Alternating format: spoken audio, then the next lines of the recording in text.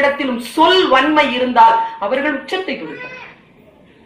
சொல்லை புரிந்து கொண்டு MS அம்மா பாடுறது பாட்டு பார்த்திருக்கீங்களா? குறையொன்றும் இல்லைன்னு அந்த அம்மா பேசும்போது சொர்க்கத்து வாசல்ல நிக்கும். உண்மையா பெருமாளுக்கு முன்னால் நிக்கும். திரையின் பின் இருக்கிறாய் கேசவா, திரையின் பின் நின்றாலும் குறையொன்றும் இல்லை என்று சொல்லுகின்ற பொழுது அங்கதான் நிற்கிறான். அவள் கண்களை மூடி இருக்கிறாள். அவனுக்கு கிருஷ்ணன் அவளுக்கு பாதங்களை காட்டிக்கொண்டுதான் இருக்கிறான் என்று தோன்றும் எனக்கு அவள் வாசிக்கின்ற பொழுது. நாவிலிருந்து உணர்விலிருந்து தமிழை வாசித்து பாருங்கள். தமிழ் உங்களுக்கு சகல வல்லமையும் தரும். நான் உணர்ந்து சொல்கிறேன். நான் கம்பராமாயணத்தை ஆழாழமாக வாசிக்கின்றவள்.